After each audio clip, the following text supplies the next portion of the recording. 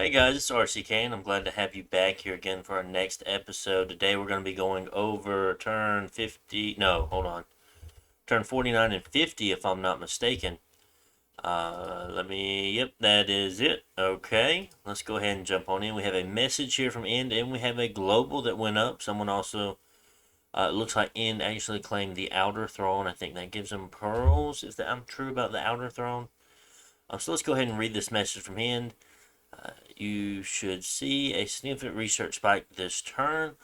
More than likely, that's from all of his or his mages that was currently in his armies, his kind of death stack he had, or large stack he had moving around.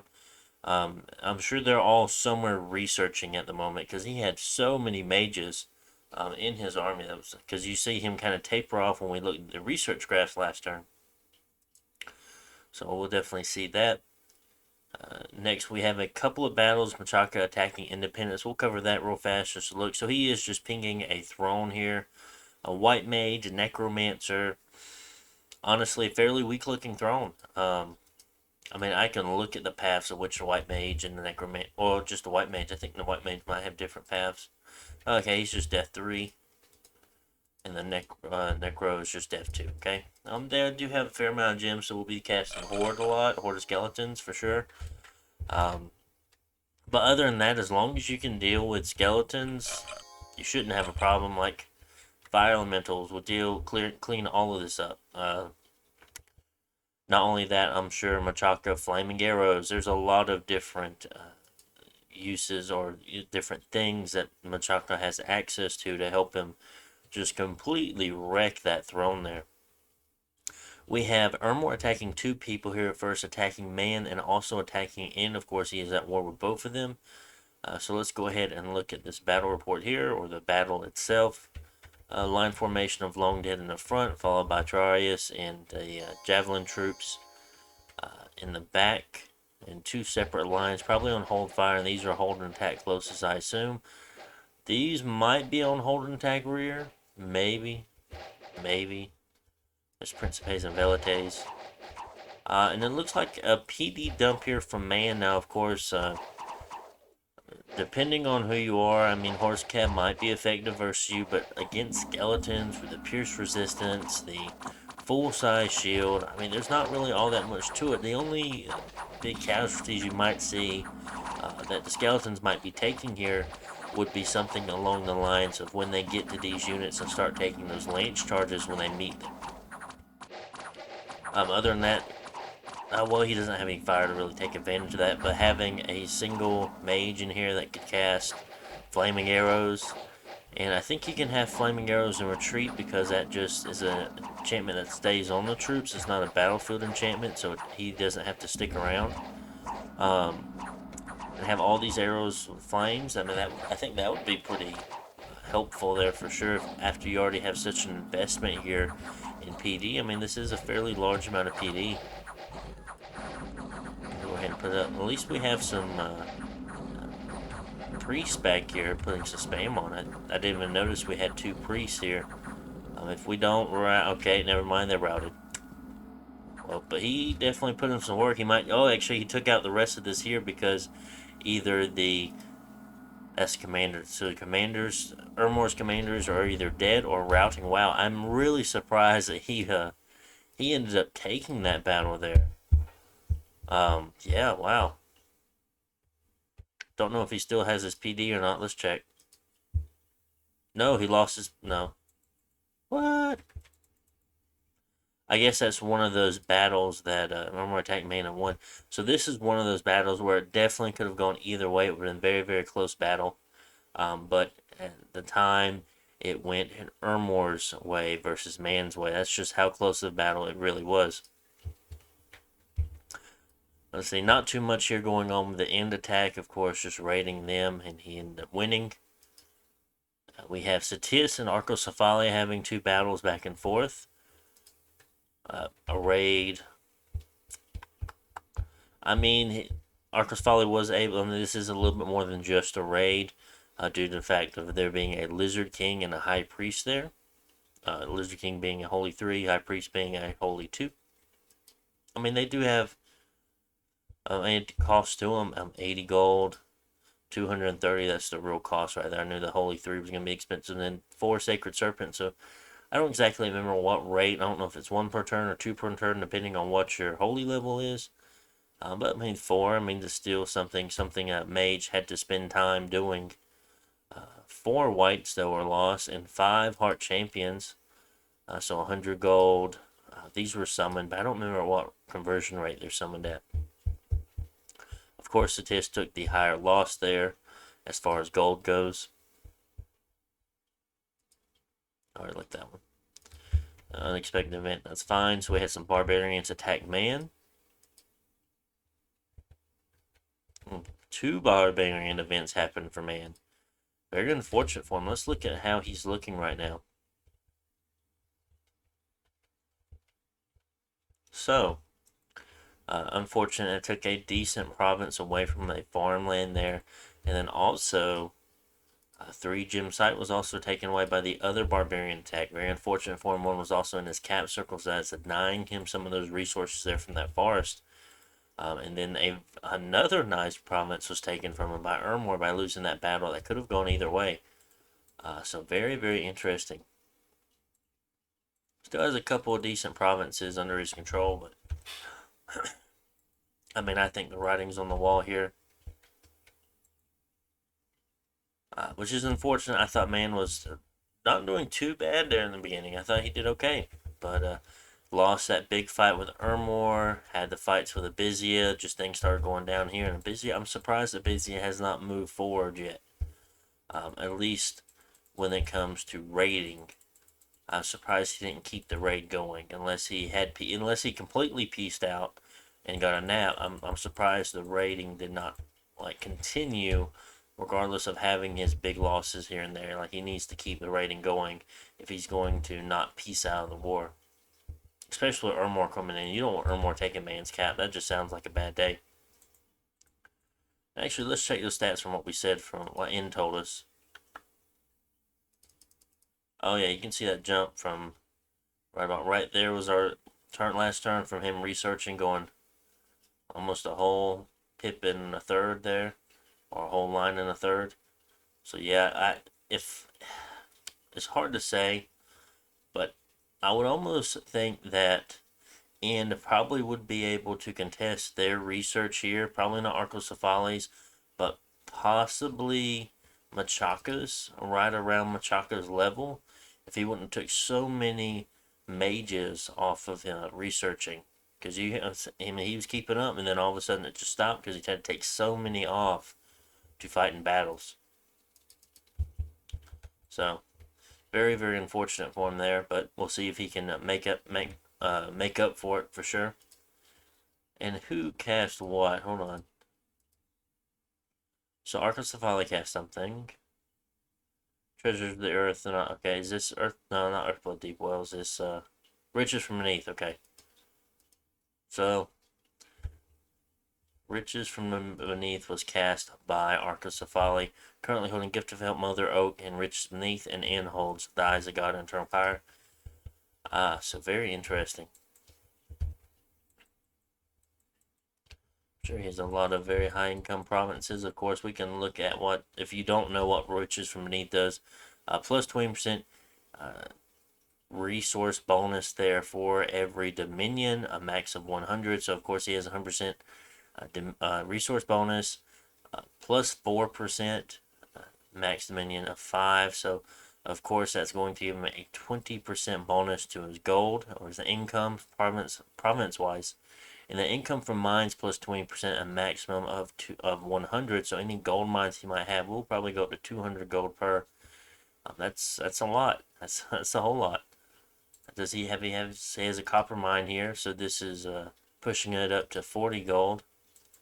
122 income province are gold mine. Oh, okay, gold. I thought gold mines were 100. Huh. There's one of them that's 100. But either way, this province is up 271 gold. What else? There's another gold mine. So this is capital. Oh my goodness. So this is capital there. Okay, up to 600 gold in his cap. Very nice, very nice. Very lucky to have that gold site come in. Not really seeing any more as far as sites. So we have a great iron mine. Okay, that just gives resources, but the resources in that waste mountain is 167. So that's still interesting. Seeing silver mine. So silver mine's giving them 80 gold now. No, it has to do with his dominion. There's no dominion in this province. That's why it's only at 96. Well, there might be one dominion. Whereas in these, it's up to 4. This one's up to 5. So it's giving him about max in a couple of these provinces. So that is very good for him. A nice little one from the sea there. Very interesting. Lucky to have an inside of his capital there. So that's also very interesting. So let's go ahead and go on to turn 50. Not too much more left to say about this turn. We do see some pretty large battles here coming from Satis and Arcocephali here pretty soon. As far as it looks like, I don't see Ermor necessarily pushing out or in pushing against him. Same could be said with Man. If there is an aggressor, it will be Ermor.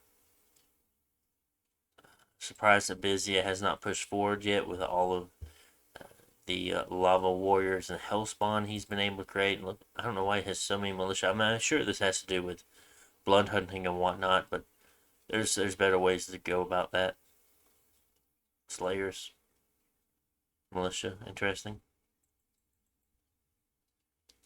What else? What else? What else? That's really about it. Okay, let's go over to turn 50. See what we have going on over there. Continue. Hopefully this probably won't be too long a video. I'm trying to make these a little bit shorter, because I know nobody wants to sit around for too long, but I know some people do. But when there's not too much stuff going on, when we have very small battle reports, I mean, there's no point in spending an hour talking about like 1, 2, 3, 4, 5, like 6 battles. Another message. Ooh, this is a long message from Ian. I'm still posting Ermor battle reports on the Anti-Undead Coalition channel. My hope is that to leverage what little I can to sway the coalition may still have over my neighbors to secure those borders while I still short my own border with Ermor. Feels bad as I normally hate parting other players' heads around public channels. I know that's a thing. I normally never do it, even with a good diplomatic cause. But since it's going to be on YouTube anyways, I guess I can make much of it. It doesn't make much of a difference. Still have Eyes of God up except for research. Looks like most players are fairly even. Arco's pulling ahead. Saw Satis Fort fall this turn. Satis has reported Firestorm. Interesting. I think most of the fighting between Satis and Arcocephali and Ermor and Man, that's true. Not sure yet on what's the next course of action will be, assuming I see myself from Ermor. Ashdod has a single candle dancing from province to province that can't quite snuff out. It's currently hiding in a lake, and I'm hoping the Chamberlain can hurry up and... Okay, so he's trying to dom kill him. So I was wondering why he didn't already take that fort or capital yet from Ashdod. He is dom killing him. Okay, I understand now. I assume there's not anything really left in there, though, so I think he probably could take it with what he had. Definitely should ping it and see. Didn't we just see this last turn? So we have a large Satis group here. Sobek Warriors 95, Sacred Guards 12, Slave Warriors 26, Serpents, Elite Warriors 63, Taskmasters 28, Shamans. Woof! 9 Marsh Masters and 4 Lizard Kings. That is a lot of shamans we have here. I got a message. Hold on. Oh, great. Okay. So, very, very large investment here from Satis. Let's see what kind of things he has ready here. Horse Killing Master. Pause. Master Slave, Master, Master, Master, Master, Slave, Slave. Okay, seen a lot of going back and forth there. So that's good to see for sure. A couple pearls here and there.